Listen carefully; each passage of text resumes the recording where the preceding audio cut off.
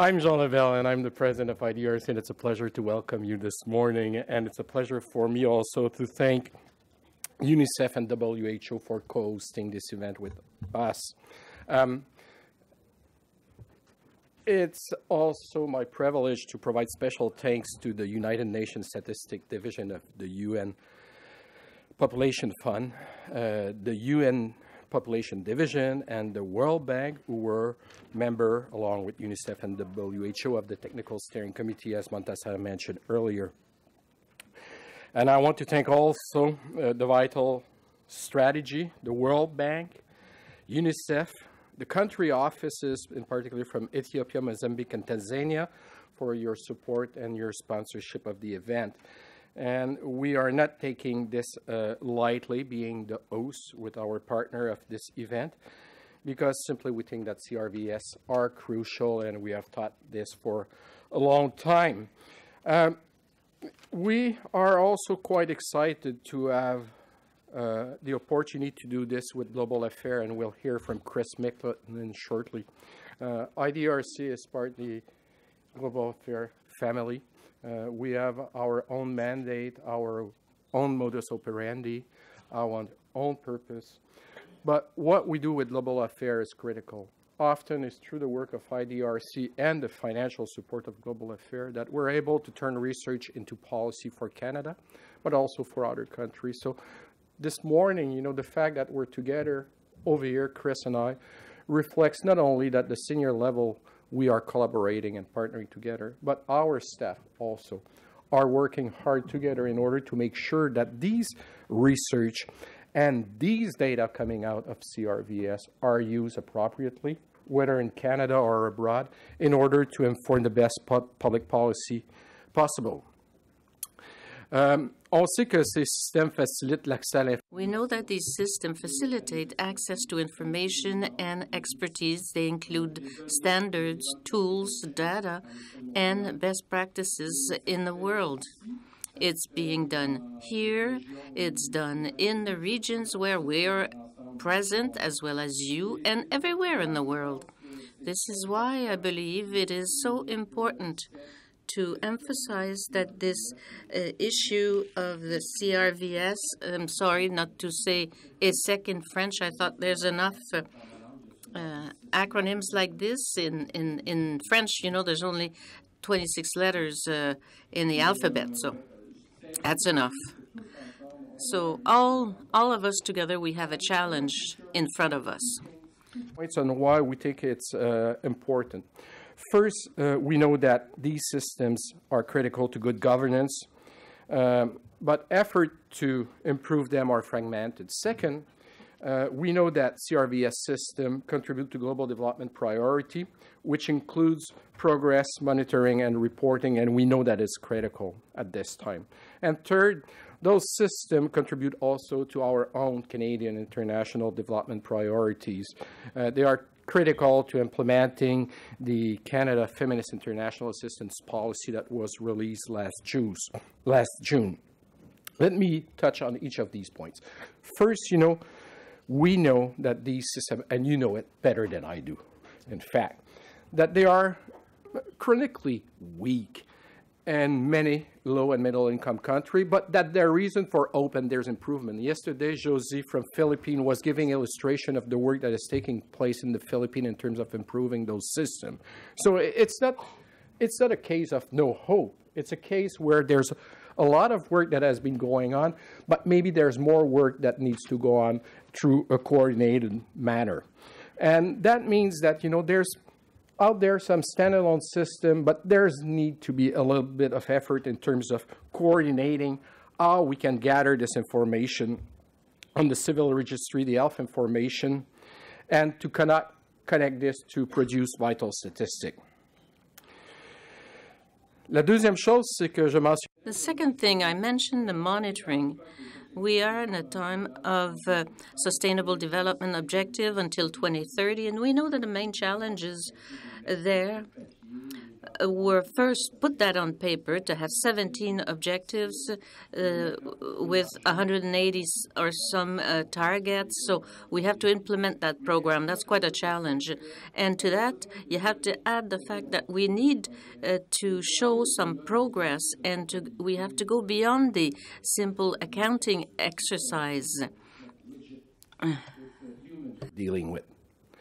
And in order to accomplish this, I think it takes far more effort from all of us. My staff tells me that 12 of the 17 objectives, 64 targets are directly related of having CRVS system. I don't know how they did this, but that's what I have in my note. It provides, judicial identity. It provides, opportunity to register birth and death, and just this would be already a massive success if we were to gather this appropriately. UNICEF is telling us that there's a quarter of the children less than 5 years old that have never been registered in the world. That represents about 230 million children. The Identification for Development of the World Bank tells us that there's 1.1 billion person in the world that are incapable of proving their identity. And imagine the ripple effect. You're all development specialists of this lack of identity. The third point on CRVS that I mentioned was, it's linked to the Canadian International Assistance Policy, the Feminist International Assistance Policy. And here, I think it's fundamental that if we want to achieve gender equality and meet the needs of vulnerable and underserved population, we must base policy and program on reliable, timely data that is disaggregated. C'est dur pour un francophone, un mot anglais avec 8 syllabes. Disaggregated. Difficult word to pronounce. Age, geographic location, and other relevant statistics. Now, gathering and disaggregating and, cutting in all kind of form is one thing, but it's for more than producing histogram. The analytical capacity needs to be there also to make the right inferences and look at it, from not purely descriptive point of view, but an analytical point of view. And that is often lacking, and this cannot get corrected in one season. This takes long investment, targeted to institution, follow-up in time. It's a journey that does not respond necessarily to a political pace time. Doing CRVS system is one thing. Doing the investment over time in order to sustain them and build this over, a plan that is to deliver a public good, it's a matter of years and years and years and years of investment. So if you are part of the organization that are providing funding, talk to your leadership in order to maintain this momentum, because it's not true that it's a 2-year journey. And I've been in the field for over 25 years now. We have been discussing data gathering, quality of data, since I've joined IDRC. And the only way you can get through this is by providing constant funding in order to achieve this. So, thanks for your leadership on this. More of those civil legislation is a tool for women's empowerment, social protection, as I mentioned. It protects women in their rights to get jobs, to open bank account, to access loan, to own businesses, their businesses, inherit, and vote. It can also protect girls from early marriage. It can also be helpful if you divorce. They are important if you passed away because, these information will inform, health policy if they are collected appropriately. They will, do the things that you need in terms of to get the minimum wages or social benefit that your government has put in place, hardly often. And if we accomplish this, I think that we give a chance to half of the population to participate on equal footing to the life of society. And that's quite important. The Center of Excellence that we are hosting has been producing recently, a knowledge platform. And I want to commend the group and the various participants to this journey for producing a platform that is initially in English and French, and hopefully, it will expand to other languages. And that is designed to improve the civil registration, health information, and vital statistics, and the connection between them. It's to enhance the capacity. It features a searchable library with links to the tools, the standard, the good practice, video, terms, and definition. And it convenes resources from across the sector. And many of these resources were brought to the platform by your own organization. And this platform, there's a risk that it remains a platform and it's hosted somewhere on a server, I don't know where, and nobody uses it. So, you will go to it and you will say, oh, no, just another platform. But sometimes for the user in the field, it's, oh, yes, finally I have access to this. So, put yourself in the shoes of the people that are supposed to be using this rather than putting yourself as the expert that's know far more than everyone else in the field. These platforms, I came to realize, and I'm a scientific background and I've helped to build those platforms. I've questioned myself, what the heck are we doing with this? Nobody's ready to spend, in a busy day, 1 hour reading the material that is there. Wrong. I've seen it in the field, people coming to me and saying, Jean, this makes a huge difference. The paper that I use in order to make this decision came from the platform. In the platform, I got access to the information about this person. And this person came over here and helped us to put together, our effort. So, don't think lightly about this platform. And, for those that have contributed to its build-up, it's only the start. For those that are here in the room, please at least pay one visit. And then tell others that it exists. Because these things only work if they go from one mouth to one ears, and there is an endorsement of the community. So that's important for us at IDRC because, it gives access in both language, French and English, to a wealth of information. I won't go further in my remark, apart from saying that it's 2 days that are extraordinarily important and that you are all welcome at IDRC, and I hope you will be able to benefit a little bit from the city. Now, I have one warning for you. It's budget day. So if you are planning drinks or dinner in a restaurant downtown, reserve before. Because, there's a tradition in this town that I still don't understand. People celebrate budget, It's a bureaucratic city. So, there will be numbers of restaurants and bars that will be full tonight. So, the way to go through this is to say, oh, I'm Canada's great, the budget is excellent, science, that's so fundamental, innovation, we're in it, and we are contributing. I'm just giving you a few pointers for your conversation if you want to mingle with true Ottawa people. And before I leave the podium, let me just introduce my good friend and colleague, Chris Mcclelland. Chris and I have been going a long way together. We have fine memory of working in France together towards the G20 some years ago on agriculture, and those were fine memory, Chris. Chris is the Assistant Deputy Minister for Global Issues and Development at Global Affairs Canada.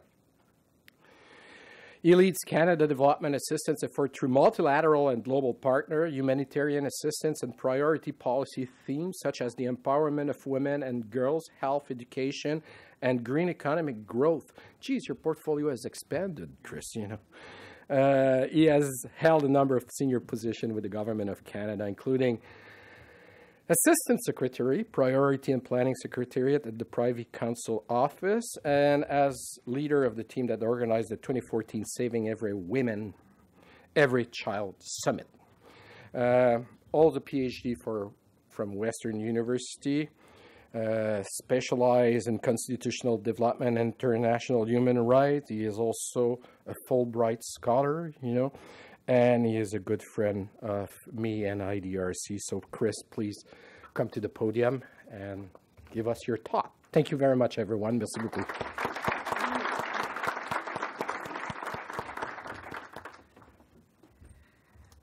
Merci beaucoup, Jean. Thank you so much, Jean. Avant de commencer, n'oubliez pas d'utiliser le mot-clic à l'écran. If you like the social media, I guess. Yeah. Thank you so much, Jean. And thank you, everyone, for inviting me. As Jean said, we've been working together for several years. We met, I think it was in 2009. As he said, we were working in agriculture and food security, and also we worked on health. And I thought, as he was speaking through, I was crossing through everything that my team had written for me, as he explained all of the good reasons why governments should be investing in CRVS. Good reasons to do it for development purposes, good reasons to do it for basic science and the building of evidence bases. And so what I thought, and I'm inspired a little bit by something that Jean mentioned, the fact that we have a budget today, is that I would speak to you a little bit about how it is the governments do make some of these types of decisions to invest in something like CRVS. I'm probably not surprising anybody, although there may be some people here who think this is a sexy topic. Riveting, sells itself. I can tell you this is a difficult subject, even though nobody would ever argue about its centrality and its importance. It is nonetheless a difficult subject to penetrate with decision makers as to why investments should be made in this area. But I'd like to tell you a little bit our story on how we got there. Comme Jean a mentionné, moi, ça As Jean said, I've been working for several years in the Department of Global Affairs and in many positions. I was the executive director in 2010 for the initiative of Muskoka. And after that, I was the executive director in charge of the summit that we organized in 2014. Those were two seminal events for CRVS, but in very different ways. So in 2010, as you're probably aware, Canada, like this year, was the president of the G8 at that time. We're the president of the G7 this year, and we're having similar types of conversations in the lead up to the Leaders Summit, which will take place in Charlevoix in June of this year. But in 2010, the issue that was the most pressing on the international development agenda was MDGs 4 and 5, which were at the time considered to be, by all statistics that were available, as those MDGs that were the furthest off pace and the ones that we were most likely as a global community to miss. Knowing that, the Government of Canada, along with its partners in the G8 and with other partners around the table, such as Norway, Denmark, the Netherlands, and Sweden, came together to drive forward an initiative to increase the amount of funding dedicated to the core elements of what it would take to improve maternal health outcomes and to reduce infant mortality, both for newborns but also for up to about age 5. What that fundamentally meant was investments in health systems strengthening and investments in the 5 leading killers of young children, which largely meant good health systems and vaccinations. Grosso modo, that is the Muskoka Initiative. Raised $7.4 billion, US billion dollars, which was great at the time because the Canadian dollar was at par, so it was the same amount in Canadian, not the same anymore. And that was for 5 years. 2010, which was the 2/3 mark, for those of you who recall, of the MDGs, with a view towards getting and advancing our collective efforts globally towards 2015. 2014 arrives, and as anybody who has worked in government knows, in order to make decisions, you need to make decisions a number of years in advance. Les gouvernements sont comme des énormes. The government are like huge boats, and it takes a lot of time and a lot of effort to turn in a different direction. So we knew in 2014 that 2014 was even a little late. Actually, it was in 2013 that we started looking with our partners, especially the World Bank and the World Health Organization. We started looking at what needed to be done after 2015. Democratic perspective, what that meant was going to our government, going to our political leaders, and explaining the situation that we were approaching. Although for them it was, well, didn't we just do that like 3 years ago? Like, what are you talking about? And of course it was, well, yeah, but we need to start putting in place now the decisions so that in 2015 we're ready to continue on or to change course. Whatever, it'll be your political decision that will make this decision, that will make this difference. And of course, as everybody in this room, if you don't know, you should know, because Budget Day, as Jean mentioned, is all about this. Political leaders sometimes are very simple. And they said, well, this sounds great. What is the evidence that you're actually receiving, that you're actually meeting your goals? And of course, we do our best to demonstrate results. And we get some things that are anecdotal. We get partial. We get data that we can't compare from one country to another. We have to explain, well, in actual fact, we spent at a different rate here. We did, while the projects have the same name, they actually did different things in different countries.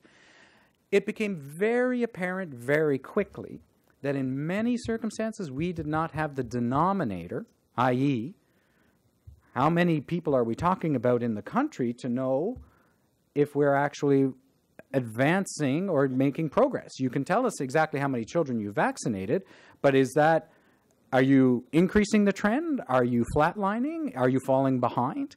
And we actually had those simple questions being posed to us by political leaders who were asking, we need to be able to demonstrate to Canadian voters and taxpayers that this is money well spent. It was at that point, of course, that we saw an opportunity to say, well, in actual fact, we don't have all the evidence we need, not only to demonstrate to you the results that we know we're achieving, that we're confident that we're achieving, but also to effectively plan and execute and monitor all of the projects we're doing. And that's not just in maternal, newborn, and child health and adolescent health. It's actually much broader than that, as Jean mentioned. It goes into almost all development sectors. So the arguments that we made at first began on the question of an evidence base. And I should mention very clearly, Jean mentioned the Government of Canada has released a new feminist international assistance policy. I'll speak to that in a little bit more detail in a few minutes. But one of the core elements of that policy is the importance of making decisions based on available evidence. Evidence that you have confidence in to the extent possible that will allow you to move forward and offer good advice for political masters who have to make tough decisions at that time. So this is where we were in 2014. And we were able, through a lot of hard work, I can tell you, it was not easy. We had to justify why, and in 2014, 2015, the Government of Canada made in total about $200 million worth of investments in CRVS. And what that meant was not just $200 million in investments in CRVS, it meant $200 million less for other things. It meant $200 million less for vaccinations. It meant $200 million less for strengthening of health systems, working with our partners. Now, we understood that in a $3.5 billion investment overall, $200 million dedicated to building the statistical base that you needed was not actually that expensive. But obviously for political leaders, they want to be able to demonstrate that the money is going to the most needy, to the most vulnerable, and to those that need it the most. To their credit, they actually supported us, and they agreed that we should be pushing money into these sectors. I think one of the biggest arguments, and Jean referred to this as well, was the fact that it is not just about health. So yes, we said c'est clé pour tous nos investissements. This is key for all investments in terms of world health, especially for the health of babies, teenagers, as well as women. But this is key also for many other sectors, including education, governance, human rights, access to funding for women, access to property rights. Although I think everybody in this room understands innately how critical it is to health planning and health interventions, it also touches on the breadth of development activities. And we made those arguments, and those arguments, as I said to the government's credit at the time, they were in agreement. Donc, 200 million. So $200 million over a few years were devoted to CRVS. So 50 million with our UNICEF partners for many projects in Ethiopia, Mali, South Sudan, Tanzania, Mozambique, and Congo. $20 million with the Inter-American Development Bank for work in Central America. $15 million for our partners here at IDRC for the Center of Excellence. And finally, $100 million out of $220 million for the World Bank for the funding mechanism. Investments across a broad scope of activities. And a couple I'd like to maybe just point out and give a little bit more detail to. So the first one is the GFF, the Global Financing Facility. This was something that actually grew out of our efforts in 2014. And the GFF was a different way of thinking about how do we get to our goals in the health sector. As you recall, I was talking about 2010 a little bit, and about how in 2010 we were very keenly aware of the fact that 2/3 of the way through the MDGs, we were pretty far off on MDGs 4 and 5. Working with the World Bank, it became clear as we walked through the summit, working with Tim Evans and Tori Goodell from Norway, it became clear that we needed a new way of financing health, and a way in which we actually looked at it much more broadly and out to 2030. And the idea of the GFF is actually that it's about finding ways to drive the maximum amount of investment into health interventions as possible.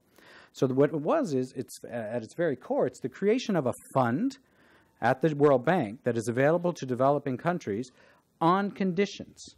So basically it's free money, grant money, but offered on conditions. Some of the conditions are that the country have a health plan in place. Another condition, that the country use some of its concessional financing from the World Bank, i.e. the loans it's actually drawing down for sovereign purposes, that they dedicate that to the health sector and to the health of their people. Finally, that they dedicate a significant portion of their own domestic resources to healthcare. And then last but not least, that they have a plan on CRVS, that they have a plan to get towards, at the end of the day, a system that allows for the registration of live births, deaths, statistics related to divorce, and obviously depending upon that country's own desires and wishes. This was, quite honestly, the GFF is unique in this way in the world of development in terms of the breadth and comprehensiveness of its approach to thinking very clearly about how do we avoid being in 2020 or 2025 and not having a plan to get to 2030. And it provides a bit of a model. And I think one of the interesting things, and Canada is one of the largest donors to the aspect of the GFF that focuses on CRVS, we had a very willing partner with the World Bank to work in this area. They, as most of you in this room who are, I'm sure there's not much effort that needs to go into convincing you of the importance of CRVS. The World Bank was in no need as well. And the World Bank recognized immediately the value in making efforts in this space and the knock-on effects that this could have. And the GFF, quite honestly, is a model for other sectors of development. One other thing that I might like to mention, I should also mention that in addition to this work, the Government of Canada has been working in statistics and working in the kind of the building of the requisite statistical systems in our developing partner countries through a number of other ways as well. And one of them is with Johns Hopkins University, with the Institute for International Programs at the Bloomberg School of Public Health. And they're related because, you know, it's much bigger than just having the statistics. It's also about, as Jean mentioned, it's about working with our developing country partners to put the tools in their hands so they can use these statistics. Ce n'est pas assez tout simplement de bâtir. It's not enough to just build systems. We've learned lessons for 50, 60 years in development, so it's just not enough to build those systems. We have to equip our partners and show them how to use the systems, but also maintain them and even increase them according to their needs. And presently, the Government of Canada is working very closely with Johns Hopkins in this area. Platforms, we've been working for the creation of comprehensive central databases on women's and children's health. The data is obviously designed to help governments to analyze the evidence, making crucial decisions for their healthcare systems, population needs. The other one is something called RADAR. This is called the Real Accountability Data Analysis for Results project, and what it's doing is rolling out a series of tools that, in the absence of fully functioning CRVS systems, allows for the creation of some types of data to help with health planning, health design, and monitoring. So things such as online evaluation programs, interactive computer-based applications, and all of those types of kind of more modern approaches that, in the absence of fully functioning CRVS systems, gives some data at least to make decisions on. Donc, je vais finir dans quelques instants. I'll conclude in a few moments. I'd just like to talk about innovation for a bit. I'll talk about innovation and also equality. Those are two topics from what I understood yesterday. Those are our two themes. Innovation, as Jean said, at the end of the day, you can talk about innovation until you're blue in the face, and you'll have a lot of people around you who speak the same language. But I've had the pleasure to be a deputy minister responsible for innovation at the Privy Council. I've seen new political approaches. We're talking about big data, user design, as well as behavioral economics. So if we don't have the proper systems, and it's true even in Canada, we don't have all the systems or all the data that we'd like to have in order to appropriately plan our policies. There are other options today. To take on these new and innovative approaches, to fill in gaps, or to make do while the system is being built, that I think is really critical and probably, hopefully, will be a part of your conversation today in terms of what are some of your options for more innovative approaches to actually building the CRVS systems or for filling in those gaps that you haven't had a chance to get to while the systems are being built. And then a final word on gender equality. Jean mentioned, I mentioned very briefly, the Government of Canada announced in June something called its Feminist International Assistance Policy. At its heart, what that means is that the Government of Canada, through all of its development assistance programming, will put the empowerment of women and girls at the center, as well as gender equality at the center of our decision-making. For us to do that, we're keenly aware that it requires not only the analytical tools to understand what their gender equality issues are, it also means we have to have access to the right data. Sexual disaggregated data, recognizing as well the intersectionality of other aspects of inequality, and building that and understanding, like we're on the ground floor now of CRVS systems, Please keep that in mind as we work with our developing country partners, that the more disaggregated we're able to do, and Jean mentioned it's more than just sex, there's many markers that we need to have. The more data we have, the more opportunity we have. Donc avec ça, je vais vous... So I will conclude here. I'd like to wish you a very good conference today. And also, I'd like to thank you for all the work that you're doing together in partnership. Parce que very often, it's in the shop behind that all the work is done. So I think that what you're doing is very important and well appreciated by those who have to explain to our politicians why those investments are important. Thank you.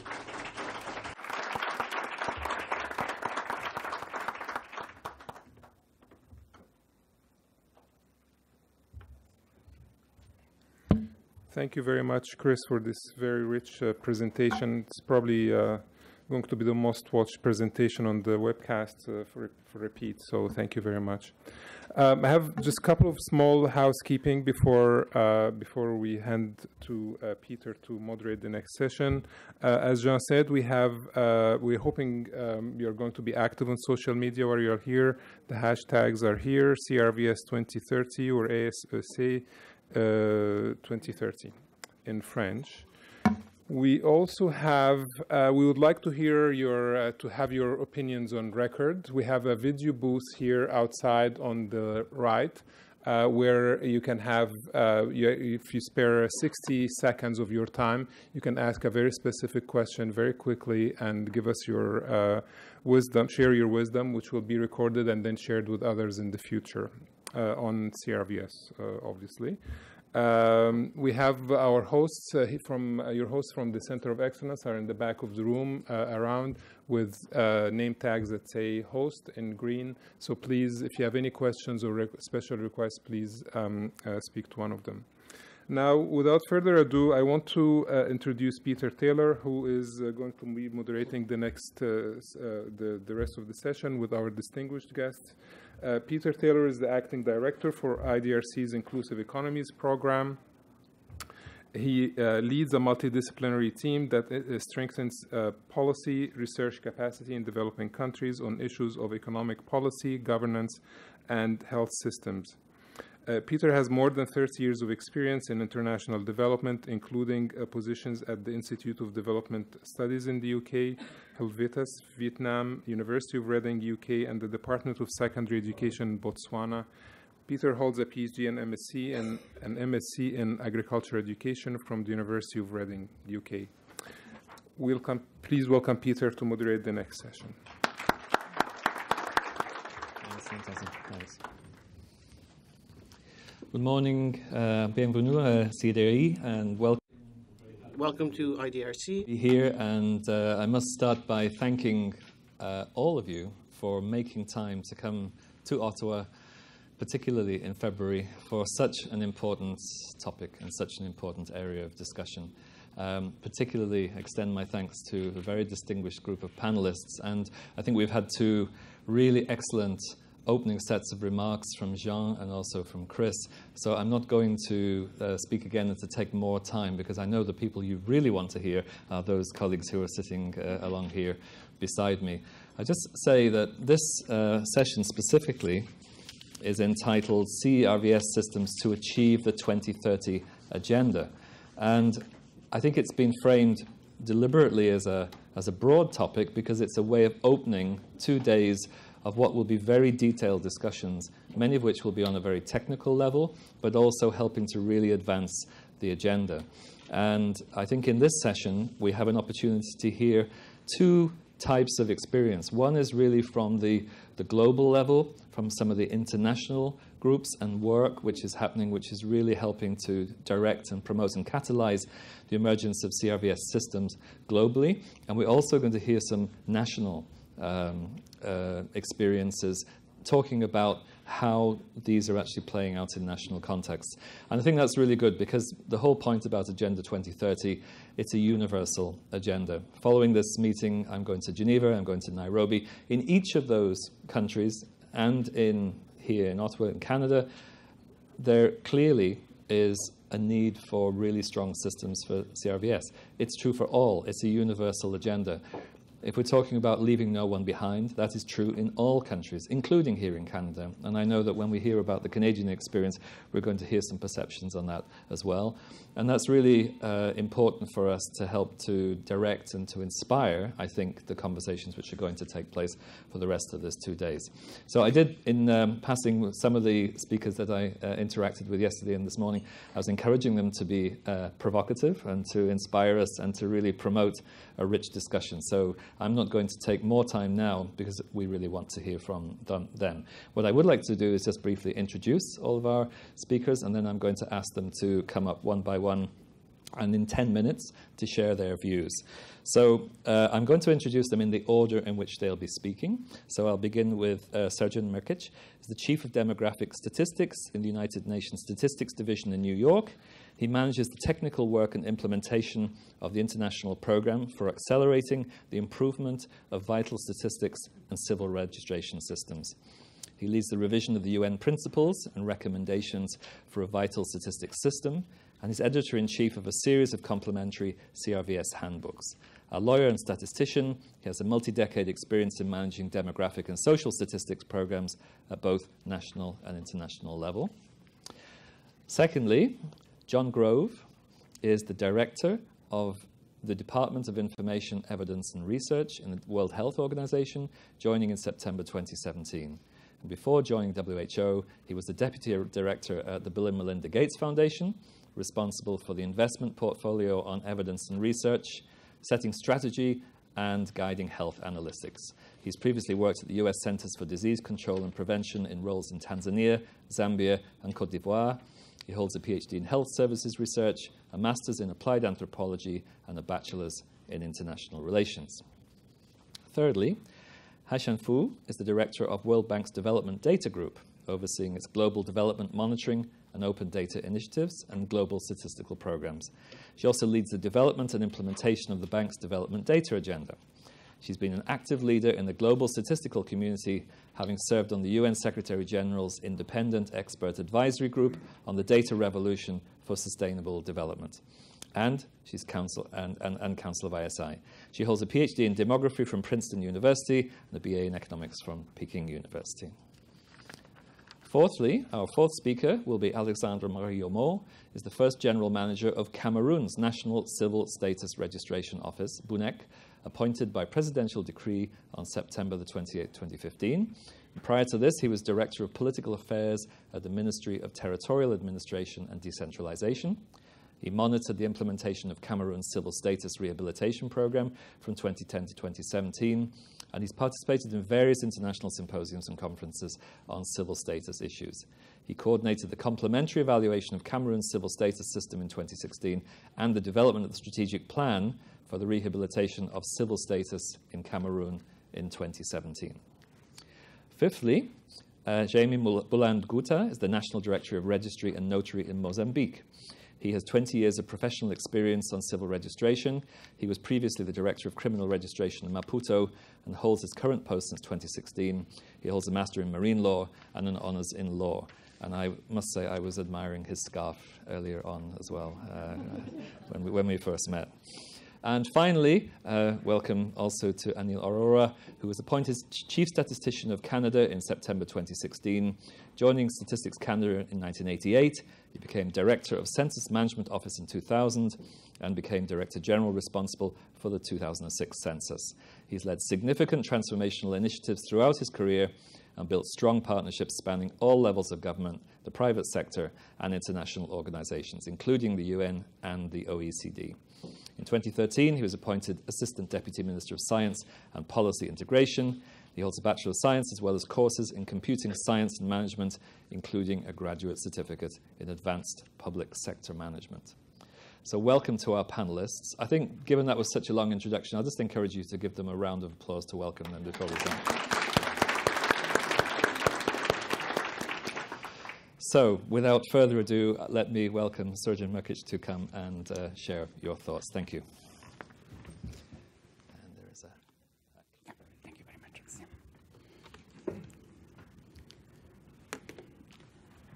Thank you very much, Peter. Ladies and gentlemen, dear colleagues, it is really a pleasure and a privilege to have the opportunity to address you at the outset of this conference. It is a wonderful conference, and we would like to express the appreciation to our hosts for a warm welcome in the cold weather, though, but what can we do? It is simply a testament to the efforts that have been gaining momentum in building the civil registration vital statistics system throughout the world that we are witnessing now, and hopefully this conference will add up to that momentum, and that eventually will lead us to the full accomplishment and implementation of the recommendations that we have developed for the sake of ensuring that every event in a country is recorded and translated into viable vital statistics. As a testament to the color of my hair can attest to, I belong to an old school, and given the fact that I spent quite a few years learning Latin and not in Greek, I am more on the antique school, and that is why I prefer essentially to fully spell the civil registration and vital statistics, and not to put it in one single word. And the reasons for that is that these are two components of something that should be a whole, but it is not always the case. And the civil registration in today's world functions extremely well in certain countries. And there are authorities that meticulously register all the births and deaths and comings and goings of the population. Yet that is not translated into vital statistics because there is no link between the two. On the other hand, we do have countries that have a barely adequate system of civil registration that only functions in the capital city, for example, but not in the rest of the country, and yet they are able to produce a meaningful national level vital statistics, and even at the first subnational level. Therefore, putting civil registration and vital statistics into one block really needs to be thought over, and we need to really look at it as two components of a system that should function in a unison manner. And we have developed with our host here, the IDRC, we have developed a poster that is just outside of this room that essentially provides an overview of the coverage of the civil registration system, not necessarily whether vital statistics is available. And of course, if one wants to know whether the system functions and the extent of the completeness of the system, we need to compare it with the ideal structure. So what is the ideal structure? What we have here is the latest version of the principles and recommendations for civil registration and vital statistics that have been amended just 3 years ago. And this is a model that we are now promulgating and promoting in all the countries in the world as a solution to meet all the goals of the 2030 development agenda. We have emphasized time and again that without meaningful civil registration, there will be a lot of people left behind, children and adults as well. And without the vital statistics, we won't be able essentially to monitor the implementation of the agenda itself. So the model that you have here in front of you has 10 events. 9 out of these are really the events that are subject to the civil registration, which means that they require a legal tender, that they actually occurred, and that legal tender provides the entry for the many services that are offered in the contemporary societies. And there is one event, which is fetal deaths, which actually does not require official certification, but it is of tremendous importance in terms of assessing the public health issues that a society might face. So we have 2 events in the life of all of us. We have the births and deaths. Then we have the event which is the marriages. So that is a kind of a construct that is a societal and legal construct. It all depends whether all kinds of traditional marriages or common marriages are really certified by anyone. And then we have 6 events that are purely legal constructs. And these are listed here, and I'm not going to read them.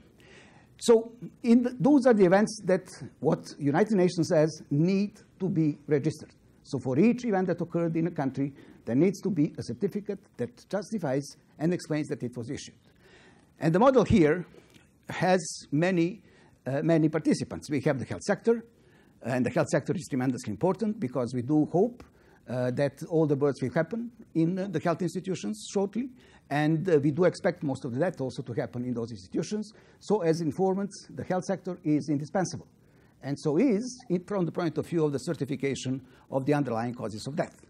We also do have the religious institutions in the case of marriages, for example. And we have the courts, because none of these legal constructs, legal events, can essentially occur without some kind of the decision of the judicial decision by the court. And then we have the third pillar. The third pillar is the civil registration. And we have the principles of the civil registration listed here. It is a continuous, permanent, confidential, compulsory recording of all vital events. And all of those information should find their way into the civil registration. The civil registration then becomes a hub that will represent an input for the identity management systems, which are presented underneath, and then will also represent the, an entry into the vital statistics on the production or disaggregated vital statistics.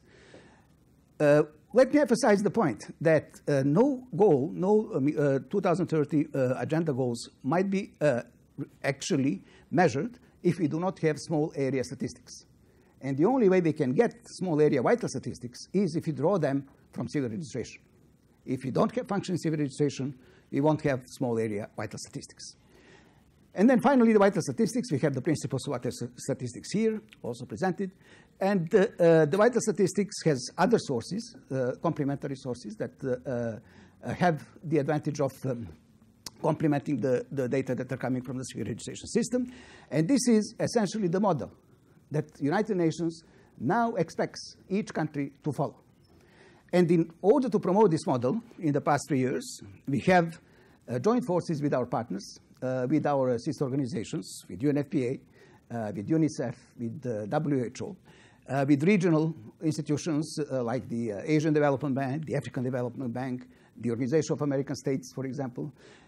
We also worked with Bloomberg Philanthropies, and we have with Plan International. So we are bringing all this at the same page to promote this model. And so far, we can document that there are improvements. We are not yet there. It is simply the question not only of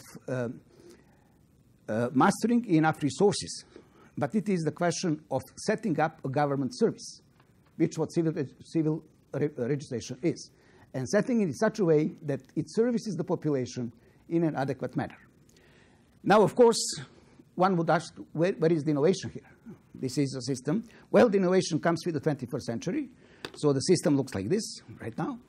Essentially, it is pretty much the same. You will see the event there. But then we do have now the direct links with population registers that represent an entry point for the identity management system.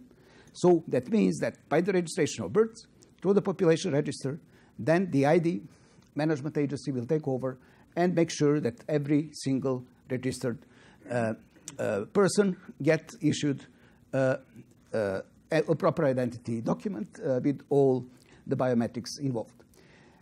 So we are now at the major challenge.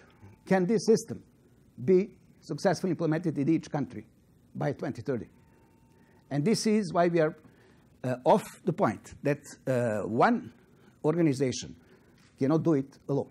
It has to be a concerted effort of multilateral and bilateral efforts. And this is why we are lining up with the regional commissions. We are lining up with the UN regional commissions. We are lining up with all the partners that we can master and the Center of Excellence, and that we are trying to promote this model and to make sure that every single country by 2030 can achieve it. Thank you.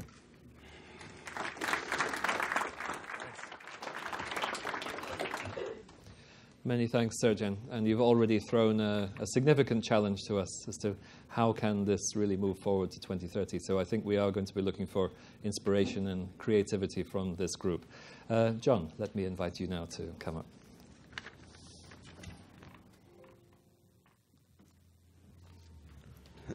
Thank you. Well, thanks very much. It's a pleasure to be here and see so many friends and colleagues I've worked with in the past and also my present role. I want to really thank IDRC and also our other co-partners, UNICEF as well. We've been working together on this for quite some time. Even when I joined, I found a lot of activity around this. The WHO team, we have Anchu Banerjee and Teresa Diaz here, also from WHO, from the Family, Women, and Children's Cluster. And we're working together with all the partners here, and it's really a pleasure. I wanted to talk a little bit today about, I'm really trying to be innovative, I swear. I'm trying to be innovative, really. But it's so hard to be innovative when we know there are still fundamental issues. And so how can we have a conversation over the next 2 days that uses innovation to try to address some of the fundamentals, I think is part of the challenge that we're looking at. Also with what my other colleagues have said, that we can't do this alone. So while the health sector plays a certain role in the midst of all of this, we can't do everything. And we also know that a lot of the problems that we have at the systems level in countries require many, many other interventions. But I wanted to spend some time today talking about some of the fundamentals, talking about what we might do in terms of partnership, and leaving you with some big questions to ponder towards the end. Many of you know what I'll review, but I just want to remind us that we still have half of all deaths still being unrecorded in the world, which is a staggering number. When I was getting ready to come here, I was trying to explain this to my 10-year-old daughter, and she said, "I'm not really that interested, but it sounds really important." And I think she hit the nail on the head. So we have only 49 countries with high-quality data, and that represents 20% of the world's population, with 72 more countries having low to medium quality data, that representing 54% of the world's population, while 73 countries lack good death data altogether. So that's quite sobering when you think about the challenge before us. We also heard earlier about the lack of birth registration as well. We have similar looking maps on that topic. So it's something to just position. When we talk about innovation, are we talking about innovation in a way that will address some of these fundamental issues? And among the half on record, we still have major unknowns even within that number. So we know that half of the 56 million that are estimated deaths, only 21 million are reported to WHO through some mechanism. And among that 21 million that we look at and that we try to manage, around 13 million are actually using useful ICD codes, so the classification codes that we can use to compare across settings. So while we have a lot of information coming in, the extent to which the quality of that information allows us to compare and say things about population health is still quite limited. So it's a matter of increasing the reporting, but at the same time assuring quality and standards, ability to analyze, and ability to feed that information back to countries so that it can be used to plan programs. There's been progress, but it's still very stagnant, still very slow. And it's not, I think part of the issue, quite frankly, is that it is not a health sector issue only. And we can't, and because the health sector has been so funded over the past many years through more vertical type programs, it's sort of washed out this opportunity to do broader system building. So what I'm hoping is that we can think of ways to better utilize the health sector as a catalyst. But the reason why some of these efforts are failing are because we don't have legal frameworks, because we don't have staff, because we're not engaging the right constituencies. How do you get the local politician to value this data as well as the local nurse in charge? So we live with our sort of lack of routine reporting. And we've developed a lot of sophisticated approaches to try to, I guess, ascertain cause of death through really respectable approaches, modeling approaches as well as verbal autopsy. But we have to keep remembering that these are still estimations, and if we can focus on improving the routine systems, whether it's birth or death registration at the country level through a systemic lens, we'll rely less and less on some of these things that we use to undergird so many of our reports. So we live with this lack of precision, and we've come up with elegant ways of dealing with it. But in the end, to the extent that we can improve the consistency, the quality, and the completeness of birth and death registration information, it will only improve not just our reports, but more importantly, how we engage on the ground. In terms of the health sector, I'm trying to think of it in terms of health settings. Where do we have health activities going on? Whether it's within a facility, whether it's the facility as a nexus really for improvement. So you might be in a situation where you have an army of community health workers. They're somehow linked to a formal system. So we need to be exploring ways to look at those networks and to consider how to better engage those folks. One thing that the health information system world is recovering from is lots of investment in specific programs. And that's all been hugely valuable. And we've seen the data go, the deaths of children go way down because of immunization. But as a result, as you all know, we have piles of logbooks in the facilities.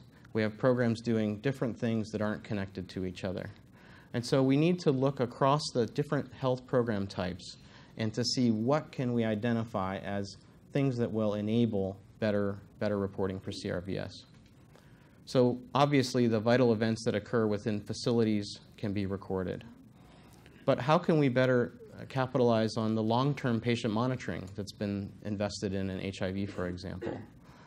So I think this community can help push the health sector to better harmonize, while the health sector can better harmonize to better promote the CRVS agenda.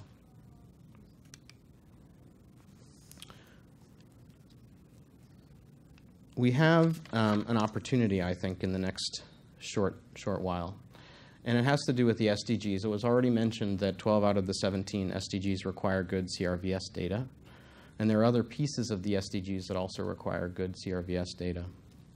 We also recently, WHO recently launched its General Program of Work, number 13, which will go from 2019 to 2023.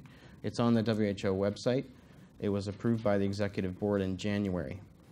There are 3 large goals in there, one around UHC, another around health emergencies, and the other focused on improving healthy lives. There's also a whole section on improving data, and we're shifting much toward improving data collection and analysis from the source. So putting more emphasis on better tools in the field, better processes in the field, linking the health tools with the other tools and efforts that are on the ground.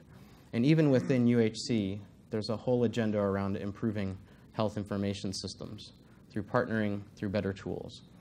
And I think that if the CRVS community could link up more closely with the mantra around UHC, we could start to make even further advances. Dr. Tedros, our Director General, clearly states that UHC is a political issue. It's a health issue, but it's a political issue. There are a set of things that we need to get policymakers to agree on that will unlock health in the system. We're working on some other things, striving to be innovative as we are, to try to make some of these opportunities more real on the ground. The first is a startup mortality list using the ICD coding, something that can be done much more rapidly at local level using a smaller number of codes. It's got its strengths and weaknesses, but it is something that we are rolling out in the field. We now have 4 countries that have successfully implemented it. The ICD-11, the implementation version, will be released in June. We're taking a much more agile approach to that launch. We are no longer thinking about launching a book, but we're launching a standard. We are launching a new way of doing, a revised way of doing cause of death reporting. And we'll be putting that online. We'll be offering a whole set of tools and web services around that in a very different way than the previous version. The Health Data Collaborative is a collaborative of 40 different organizations, technical, UN, and donor organizations, who have all basically committed to try to reduce the number of logbooks on the desks of the in-charge in the facility. Basically to say, we need to stop working vertically. We need to align our technical tools. We need to align some of our investment strategies. And CRVS is very much part of that discussion. So I invite you to look at that online as well. And we also just released the Realigned verbal autopsy tool for 2016, which basically takes 3 or 4 different verbal autopsy instruments and combines them into to one operable instrument, as well as being tested in the automated tools that tend to use the same content that are in there. So I think the message is we have some opportunities. We have the UHC agenda.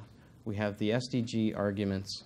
We have what hopefully will be a more harmonized approach at country level with more of a focus on impact at the country level and systems at the country level. So we look forward to working further with you.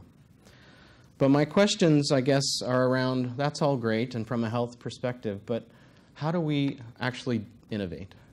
So can we harness technology in a way that tries to address some of these fundamentals, but does indeed help to leapfrog countries where they are? I think we need to better stratify what we can expect from different countries in terms of technology, data capture, and data use. But I encourage you all to talk a lot about that the next couple of days. Also, policy issues. We know that there are legal barriers to all of this. We know that there are issues around getting policymakers' attention.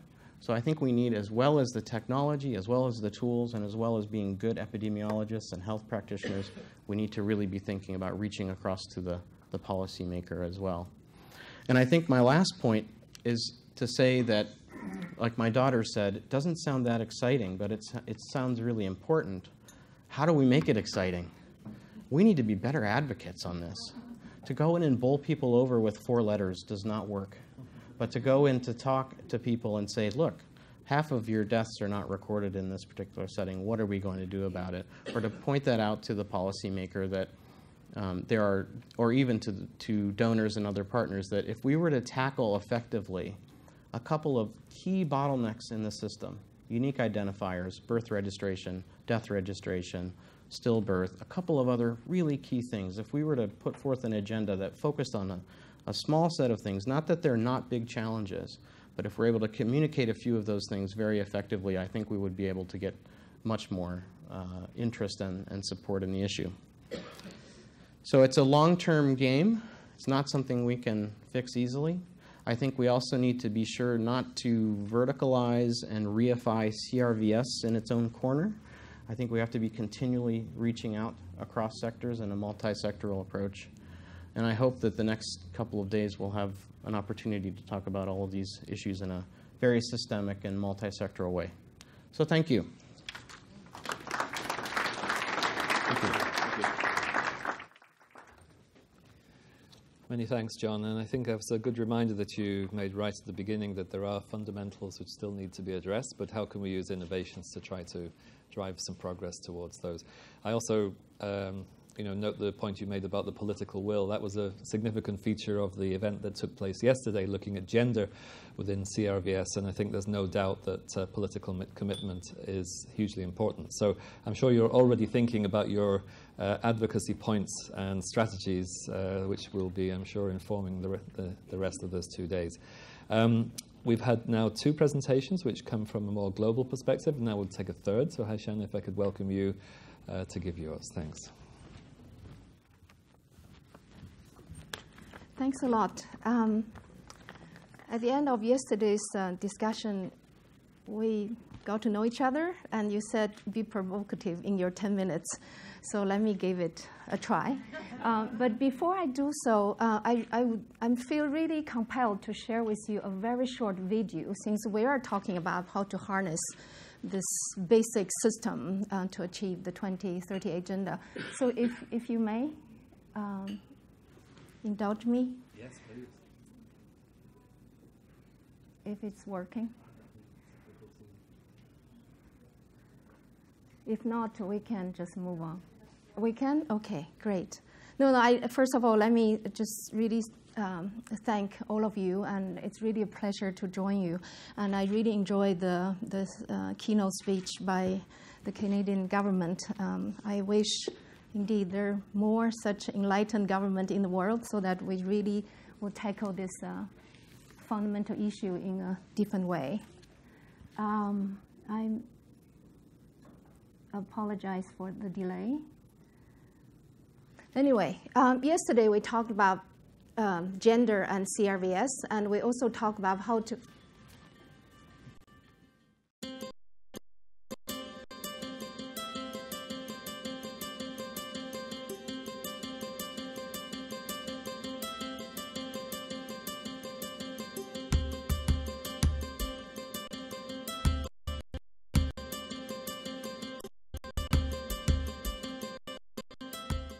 Years ago, I've been trading informally. which was risky and costly.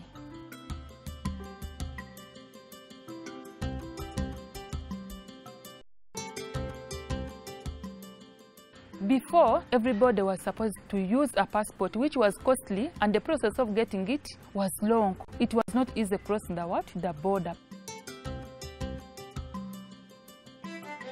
General life was so hard, mainly for us as traders, because we wanted to cross over to Kenya all the time, and we want to do business, but nobody could trust you. You could not be identified. I felt I was not secured because it was risky in such a way that you might be raped, the thugs might steal your goods, but now we use national IDs and cross over to Kenya because it has simplified. It has also reduced the costs of trade.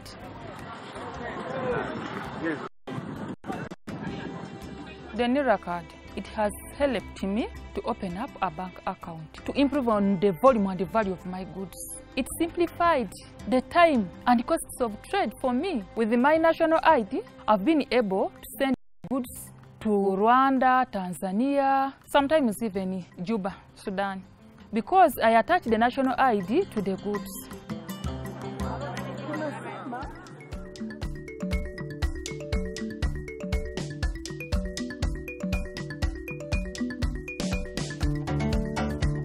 When I have an official national ID, I feel secure and safe as a woman, as a trader.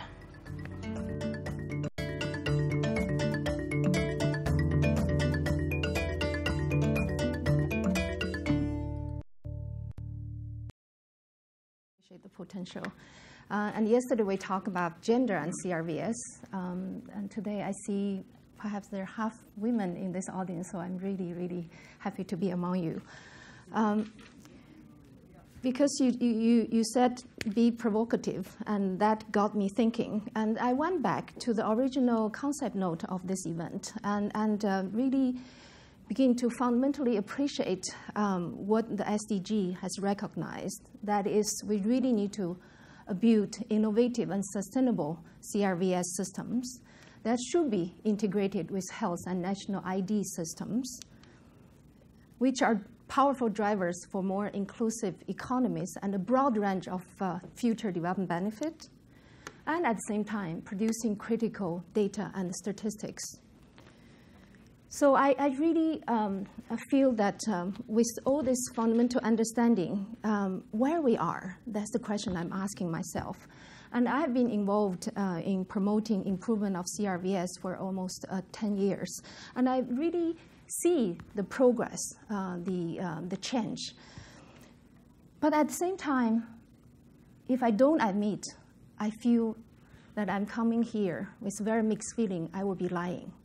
Because while I see changes, and I also see, as mentioned by the Canadian government, with your support and bank actually establish a global financing facility and begin to really help produce tools and e-learning courses and go into countries to help design CRVS improvement plans, we're only seeing incremental changes and marginal improvement.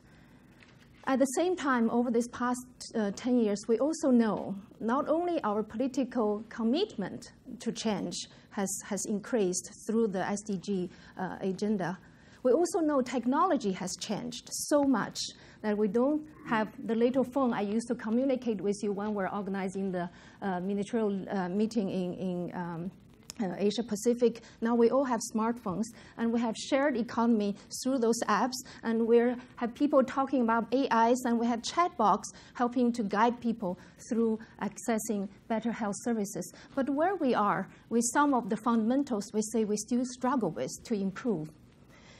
So that's why I'm thinking, perhaps in order to deal with fundamentals, we cannot keep on thinking we need to do more as we have been doing so far. We need to coordinate more while the system is designed in a fragmented way. Perhaps something fundamental in guiding how we're doing things should change. So last night, over French fries and beers with my two comrades, Jonathan and Nick, with whom I have been working on CRVS for the past 2 years, we thought about this, and we thought the world really need to change. With the technology we know, the future seems to be here, but the benefit has not been distributed evenly. At the same time, we really need perhaps a new paradigm for how we should approach CRVS and the ID systems. What is the status quo? Just yesterday's discussion, we hear people say CRVS or CRVS, and then you have this ID for Development Initiative. Are you solutions or your problems? We're being a bit confused. Yesterday, some of you particularly talked about this to someone's face, and I really grabbed on that and saying, indeed, this is the status quo, and it's not really working. Perhaps we really need to change. If you look at the SDG agenda, yesterday we heard a lot about people working in the data field talking about how many indicators require data from CRVS systems and how we should feed into that. But to do that, we need to invest in CRVS system. Is that the right starting point?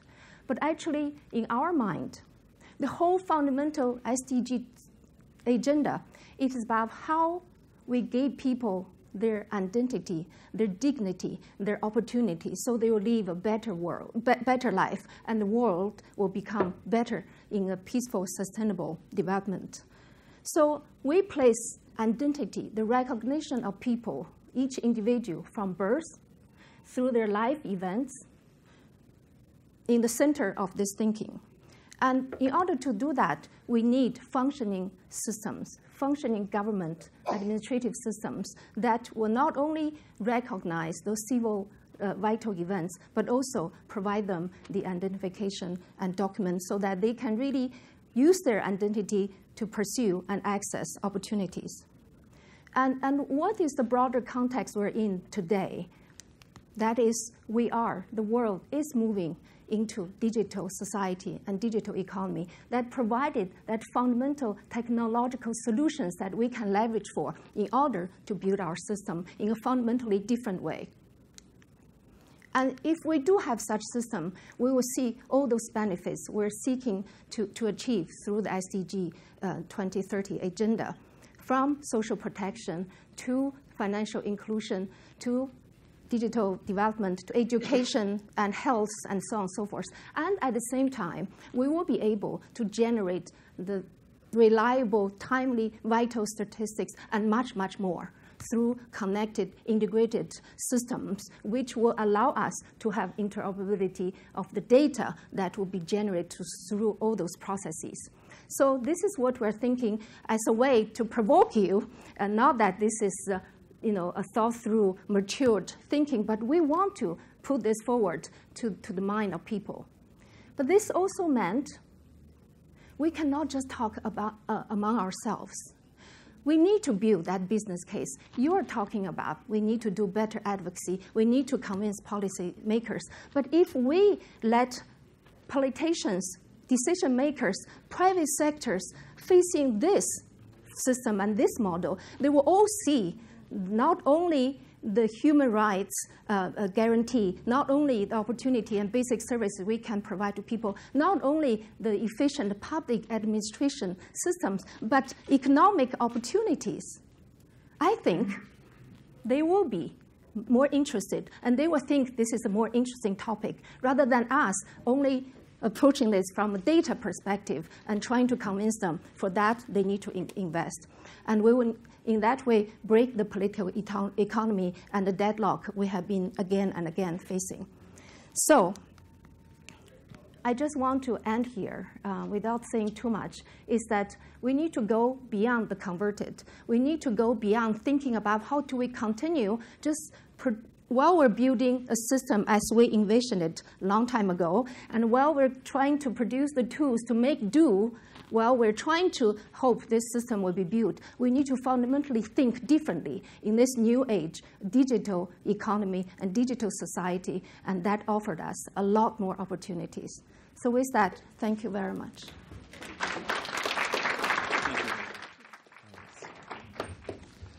Many thanks, Haishan, and I think you really did give us some food for thought. I did like that video too. I think that point about being able to provide a narrative and a persuasive case about why this is important, whether your audience is a 10-year-old or a policymaker who's thinking what to do on budget day. We need those stories, and they're extremely powerful. So thanks again for that. I also I think it's important to acknowledge as well, our final panel session yesterday afternoon was an all-woman panel, and I'm afraid we didn't quite get the balance this morning for the open and plenary, but I know that there's going to be a much greater sort of gender sort of equity in terms of the panel representation and the technical sessions as we go forward. But thanks, Haishan, for that. Now let's go down to the country level. And we've heard some global, international perspectives. What goes on at the country level? What's happening in terms of people's lives experience? How is this affecting people on the ground? And in terms of national systems and policy making? And with that, I would like to invite Alexandre Marie to come and to share your perspective. Thank you.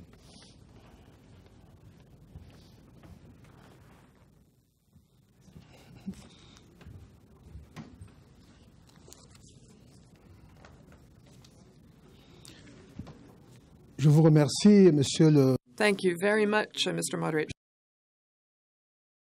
Thank you for giving me the mic. It's a great pleasure for me to be with you, and I'd like to start by giving all of my gratitude to the Centers of Excellence, to the Steering Committee, and to UNICEF, and to the World Bank, who allowed Cameroon to participate in this conference. Cameroon proposes a solution to make people more visible, a complete system of CRVS, which is called the Inclusive Vital Statistics System. So I'd like to give you a little information on Cameroon. Cameroon is at the corner of the Gulf of Guinea in Central Africa. It's a neighbor to Nigeria in the east, and at the north you have Chad, and then we have Central Africa. To the south there's Equatorial Guinea and Gabon. The area of Cameroon is 475,000 square kilometers, a population of about 22 million. There are 10 regions, of which 8 are Francophone and 2 are Anglophone. So that's part of Cameroonian history. You know that after World War I, Cameroon, which was at that point a German colony, was divided. Part of it went under French government and another part under British. So that's why there are 8 Francophone regions and 2 Anglophone regions. In terms of vital statistics, and we can say that the registration of children under 5 years of age is estimated to be about 76%, and the registration of deaths is less than 10%. As a solution in Cameroon, we have the strategic plan, which is a tool for the rehabilitation of the vital statistics or civil statistics, which was developed with collaboration of UNICEF. We also have 2 innovative approaches. There is the universal registration of births in Africa. We also apply the GFF, the funding based on performance. So in terms of the strategic plan, I wanted to say that this strategic plan, which was funded by UNICEF, was applicable for 2018 to 2022, and it integrates in its legal framework a computerized management. So right now it's not computerized. It will also take into account the unique personal identification number at the time of birth. People will be given this identifier which will take into account the family relationships of the child. The plan also takes into account interoperability, and we have to say that to have efficient vital statistics, we need interoperability between civil statistics and health, civil statistics and justice, civil statistics and the organization responsible for statistics. In this strategic plan, we've also planned to survey people who have gone beyond the age of declaring their birth registration, and as a result, we will be able to reach vulnerable people, marginalized people, and here I'm talking about women, children, girls, migrants, refugees that are on our national territory. I want to talk now about the approach for universal registration of births in Africa. This is a project that is supported by UNICEF and the European Union. We have some pilot projects that are underway, and we are learning from these experiences. The second innovative approach is I want to talk about the GFF that was applied in the health sector. And we want to be able to extend this to the civil statistics area, vital statistics system. Currently, we are training people who will be taking this training. And also, we're in the process of actually writing the various conventions. In terms of challenges, well, our major challenge is financing. We've estimated that we need about 64 billion francs, or $121 million Canadian, approximately. So we have to be able to put this strategic plan into play. Another challenge is really the management of the identities of people who have been displaced internally. There have been a number of conflicts, namely the result of what's happening with respect to Boko Haram, and therefore there are displaced people. People have been displaced internally, and we have estimated that there are about 220 such people. And there are also refugees, Nigerian refugees, refugees as well from Chad and from Central Africa. And we estimate that these displaced people represent 320,000 people.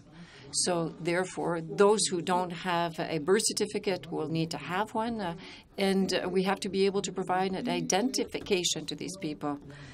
And we're also, one of the challenges is also related to the increase in the registration of deaths. I've mentioned that the registration level right now is under 10%. And there's also the whole notion of people who are living in Cameroon right now and who don't have a birth certificate. How can we manage this type of situation? How can we manage these people?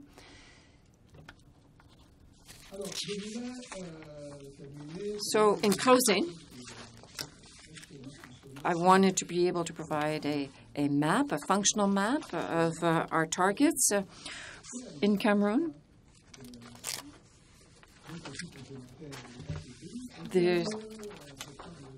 We've undertaken a study, and as a result of this study, we've been able to provide this map. This is a functional map, and for us, provides really an overview of an inclusive vital statistics system.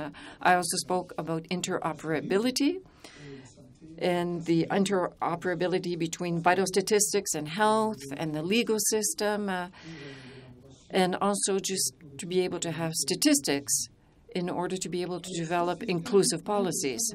So this system is at the center of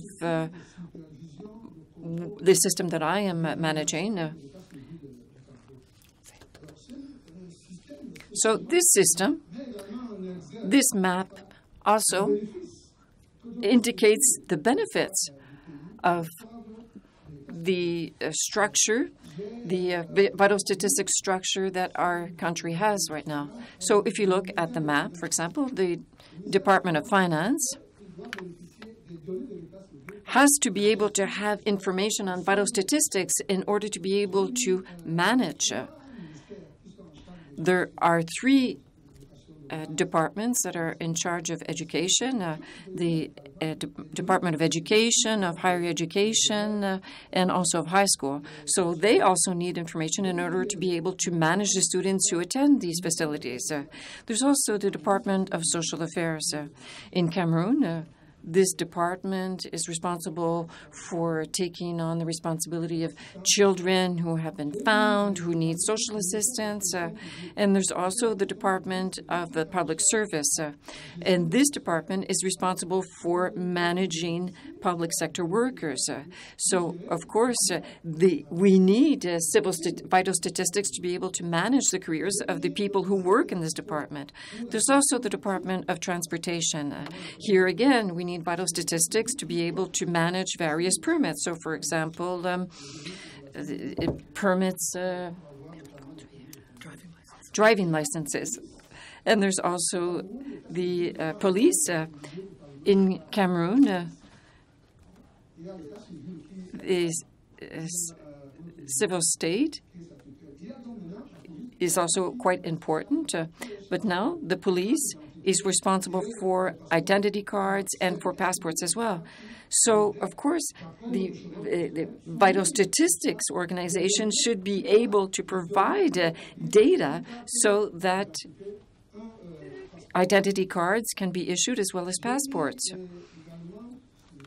As well, I added an organization called Elections Cameroon. They are, of course, responsible for elections. It's an independent organization, and they manage elections in Cameroon. Right now, this organization is conducting a census of people. So we think that in the future, when we will have an inclusive civil state, then information will be able to be provided to Elections Cameroon. There's also the private sector. There's the banks, the insurance companies. These companies also need vital statistics in order to be able to manage their clients. We also have an organization that's responsible for pensions. And today, as of today, we think that in the future, the civil state, vital statistics will be important to this organization. There should be a relationship between the civil state and the organization that's responsible for statistics in developing policies, for example, to be able to establish, amongst other things, inclusive economies. So this map speaks to the challenge. We want to be able to make the invisible visible. We want that vulnerable people, women, children, girls, migrants, refugees, what we want is for this map will allow us to be able to reach these people. And that is what I had to say today. And I would like to say that we have the solution. We know what it is. We know where we need to go. We have a strategic plan. We have different approaches. And we think that the major problem is one of financing. Thank you very much.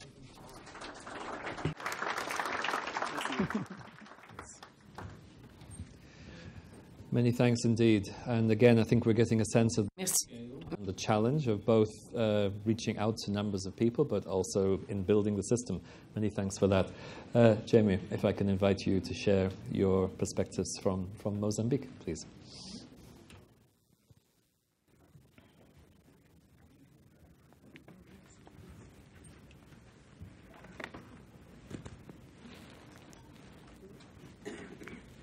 Thank you. All protocol observed.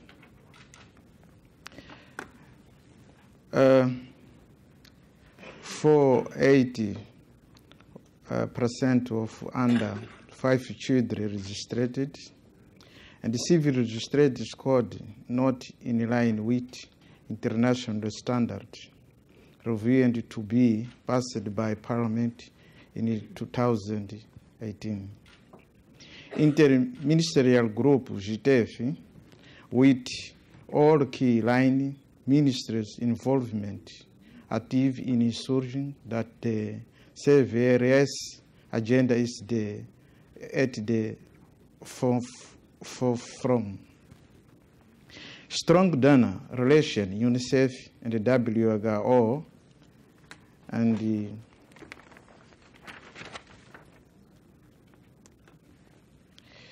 the Child Health Weeks challenge on sustainability. Sensibilization toward community health workers during all stages of prenatal, consulting, and after-birth care. Creating of civil registration post-within major health facilities across the country. And the innovation and the CRVS being rolled out and interlinkage with other government electronic system. And Misao was Minister of Health, and INE and the Institute of Bureau Statistics, and the meet of the Minister of Interior. And the government of Mozambique created the unique identity number. Here is the key of the new registration and electronic registration. And the use of cell phone notification for birth and death is another innovation in our country.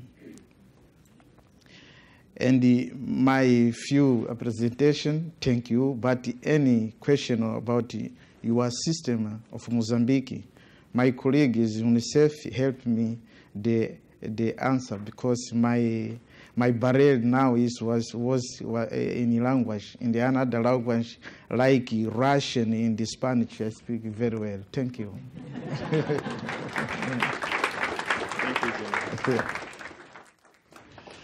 Thank you very much indeed, Jaime. And so finally, for our final country context, we're really bringing it back home, as they say, and we'll come to Canada. And I'd like to invite Anil to share your thoughts, please. Thanks.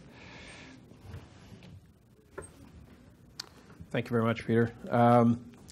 Canada's national vital statistical system is based on the cooperation and collaboration between the 13 provinces and territories that we have and their vital statistics registrars, working in close collaboration with the federal government, represented by Statistics Canada.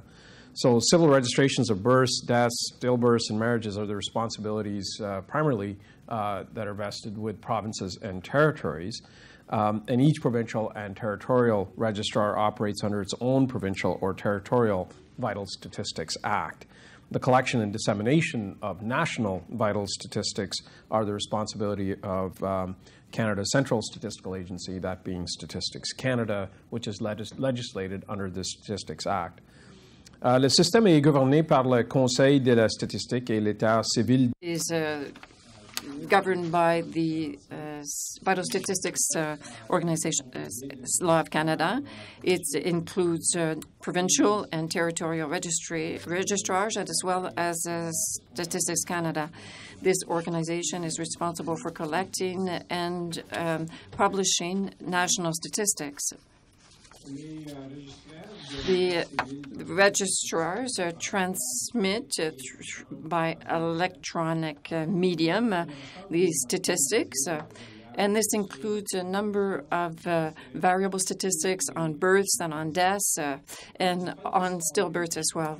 Or CRVS in Canada, which includes strict privacy and confidentiality practices, there are clearly some challenges. The key message that I want you to take out of this is that we don't have a national identity or registry. We, in fact, have 13 different jurisdictions, and they all operate within their own framework and within their own acts. However, with strong leadership, you can even make a very fragmented and a decentralized system work quite effectively. So it isn't, I guess the controversy, or if you want a little bit of the push here, is that it isn't one system that fits all. There are lots of laws, there's lots of history, and you can, with the resolve and the leadership that's necessary, you can make those systems work. So just let me give you a sense of some of the challenges that we face as well. Remoteness, big country, Canada's got lots of remote areas, and residents may have to travel to even a different province or a territory for health services. So, for example, a child is registered in the province or territory where they were born, but not the province or territory of residence. The mother who was transported from her home community may not have the required documentation to complete the registration form and therefore experience delays as subsequent correspondence back and forth between vital statistics and the remote community is sent to resolve these kinds of registration deficiencies. We have limitations to internet, so you might think in a country like Canada, everything's just, just press a button, it all happens. Well, in fact, that's not the case. In some jurisdictions where birth registrations are done electronically, there may be limited or even unreliable access to the internet, and there's a process for the registration to be done through paper forms that are sent through the mail. And of course, these processes can be less efficient and also prone to errors and delays. Linguistic and literacy issues. Even in Canada, we still have some real pockets where literacy is a real issue. We have subpopulations where high school completion is still an issue. So these are all some of the challenges that we face even in Canada where we don't have a unique identifier kind of system. But the point here is that we do, in fact, take advantage through statistical techniques of linking, take those various points, and in fact, when we start to link them with other sources, other administrative sources, or even sources like the census, we can actually come to some very interesting deterministic matching, and we can come to some real insights through these record linkages in ways that are in fact privacy friendly. So we can actually bring a lot of the strengths to bear. We do still have some timeliness issues as well. So the coding of medical certificates of death is still based in a paper process in Canada. And as such, the usefulness of vital statistical data as a surveillance tool is somewhat limited in Canada. An example of this is we're facing an opioid crisis in this country today. Then I would say that some of the real challenges, if we were to be able to get timely data on what was happening in a local level, so that we could get some of these early indicators or early warning systems of something happening, we may be able to actually prevent crises from occurring. So the point here is that vital statistics and registries aren't just passive instruments to tell us the denominator or tell us basic and fundamental things, which although those are very, very important, they can actually be very helpful in giving us the kinds of signals that we need so that we can avert crises as well. And there are technologies. There are now, whether it's blockchain technologies, whether it's through our national routing system, for example, in Canada, there are technologies where we can actually solve some of these issues that we're facing. Just to give you a couple more examples. So data from birth and death databases are used by our demography division at Statistics Canada to produce population estimates for provinces and territories.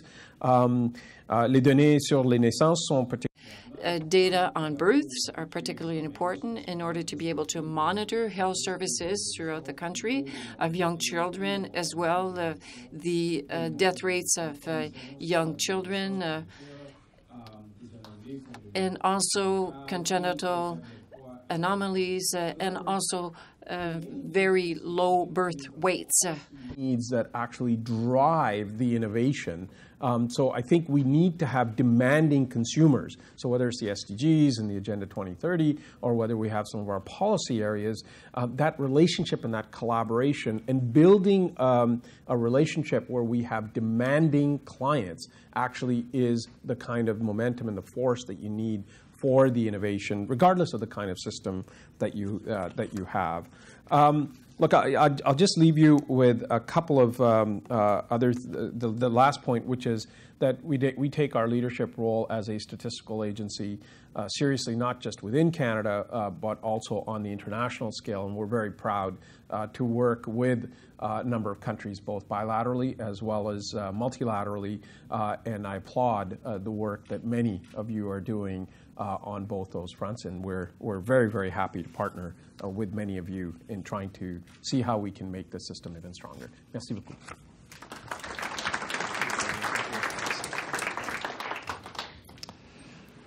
Thanks, Anil, and I must say thanks to all the presenters for not only keeping to time, but also expressing a lot of very valuable ideas in that short time that you had available.